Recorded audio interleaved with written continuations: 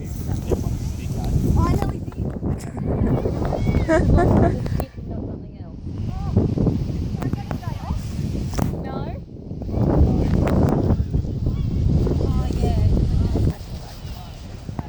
Actually got that. I was pretty excited. I think you're still going. No, I've stopped it. It's all right. And Gary's running for you as well. Yeah, we thought he had to do it too.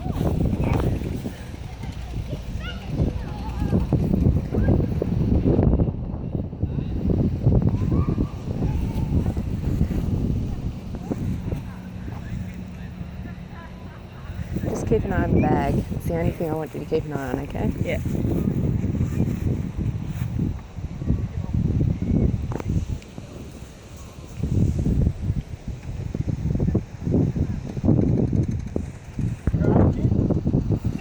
Wax on, wax off. Really? Yeah, just versus get tired. So just be conscious of the do more like the brush up and down, mate, and the catching with the chopsticks. There, those bridges with one leg, either flat or up or something. Yeah. Not so much a bow swimming, it's more stability. Yeah, don't worry about particular. Alright. Yeah, because if anything, that's the one little area that could be a bit. So just either single leg deadlift, so that, Yeah? Alright. which I think is a good one, or yeah, like I said, just like reach, that sort of thing. Yeah, righto. Alright, thanks. Is that your little throw? They're all crazy. I don't know what you're talking about. No, I'm talking rubbish. So you've done a marathon. Is it only two of you? Yep. Yep, Gaz. So Gaz Run like that can't. for 40 kilometres apparently. Won't maybe agree with this because you're all buckled in the last couple of Ks. But doing a marathon will be one of the most rewarding things that you do, but it'll also be one of the tougher things that you do. Okay?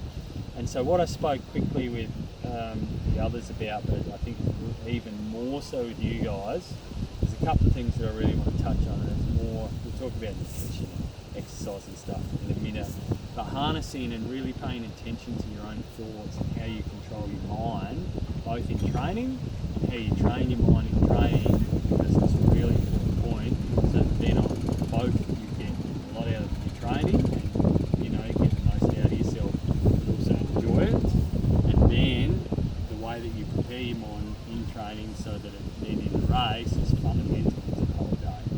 Okay? So the thing that I want to make sure that you recognise is the fact that it will be difficult, it is going to be uncomfortable, it will be at times painful, and it's not going to be easy, and just accepting that firstly, because I think that it's easy to put that aside and have a she'll be right, or do the old ostrich and put your head in the sand until it gets to the point where it is really challenging or difficult, either in training or in a race. And what that does is like, when someone jumps out of the bushes in front of you and scares you, it's like, oh my God, there's someone in front of me. It's like, it's almost a surprise. But if you're prepared that someone's going to jump out of that bush, when you walk past it, it's like, oh yeah, I knew that this was going to happen, and I knew that, it was going to get uncomfortable, and it gives you a lot better skill with actually dealing with it in a positive way. And what I mean by that is that when it does get tough, and it no doubt would have already in your training runs, it's been, I guess, accepting the fact that it is difficult and not just having this apprehension or this anxiety to the fact that it is, you are in a decent amount of discomfort and it's not easy and all of those things, because if it is a surprise to you, okay, that subconscious anxiety and the negative self-talk that's on the back of that makes it very difficult to obviously to enjoy it, but more so to keep yourself running well and to keep yourself doing the sessions. It either takes a lot more motivation to get it done, and therefore it's a lot harder to get done, or you don't get it done, so you convince yourself. So what I encourage you to do is just realise that there's a couple of things. Realise that is part of marathon training, part of the race. It will happen, it will get difficult, you will get tired, because that's the reality of marathons and And it's the reality of training, because what you're doing is to train your body to get tired so that you get better, you get fitter. That's just basic physiology. So accepting that. And then, you know, I guess accepting as well that you're going to have some negative thoughts or negative self-talk at some stage. Maybe every run, you know, or actually certainly every run, maybe reasonably consistently, you know, depending on how you're feeling. And not get feeling bad, you know, I guess feeling bad about the fact that you have negative thoughts, because everyone has them, okay? It's just how you deal with that negative thought. So you have a negative thought like, what the hell am I doing this for? Or why am I doing it? I shouldn't be doing this, or I'm too old, or I'm too sore, or whatever it is. Having that thought and recognising that thought as a negative one, and then choosing how you respond to that. So you can either, like I explained, you can either go left and go down the path where you're allowed to snowball, you give it weight, you give that thought momentum, and then it just gets worse and worse and harder, and your brain then affect the way that your body is responding. Or you can recognise that you've had a negative thought and be conscious of that, not creating any anxiety because of it, because it's normal. And then you start going down this line, but think about how you're going to get yourself back to having a positive thought, okay? Thinking about how you almost think about it like a road, that there's two forks in the road.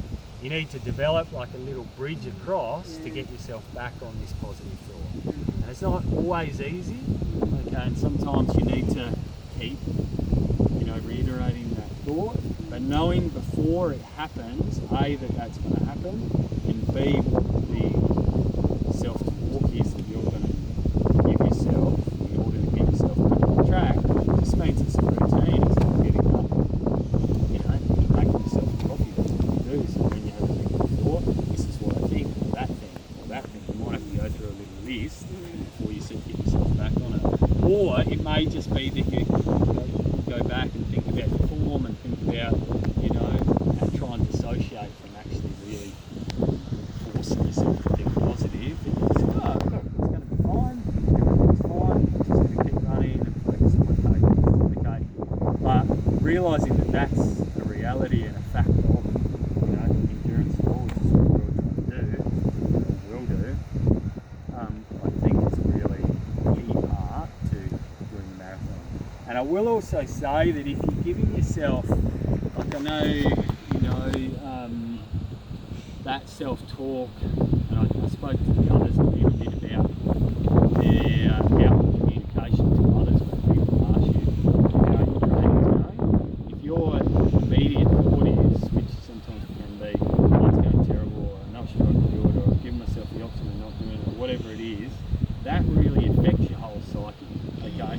So just even if you don't sort of always believe it, go, oh, it's going well, everything's going well, it's going fine, you know, so that self-talk can infiltrate your head, as opposed to your initial thought going, oh, I don't think it's going to happen, or whatever, because all of a sudden that's just taking over, and that will be how you see yourself. So fake it till you make it. Yeah, pretty much.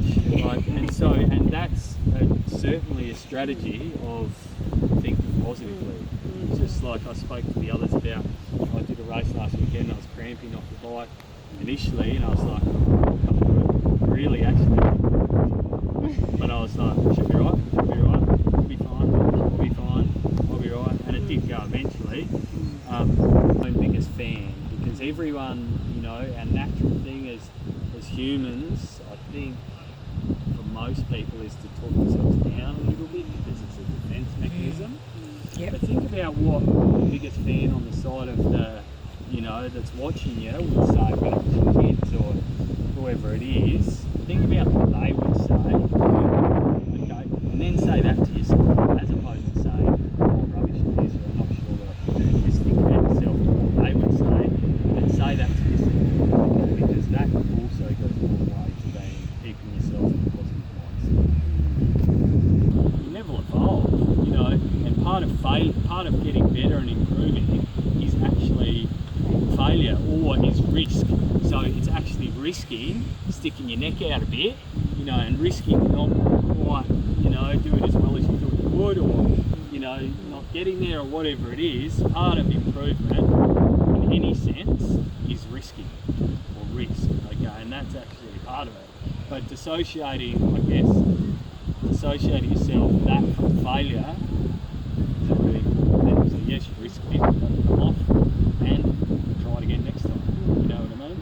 So, I guess that's 12 things that have no consequence on your running. The more that you can put your attention into those 3 or 4 things, the better off they're going to be, as opposed to what everyone else is doing in the race, this and what the shop's doing, what we're having for dinner. Just focus on those things. That's what I mean by finally dumb when you're running. That you're just really simplifying it, keeping focus, maybe switching off a little bit, but when you're thinking of something, you just bring yourself back to those things.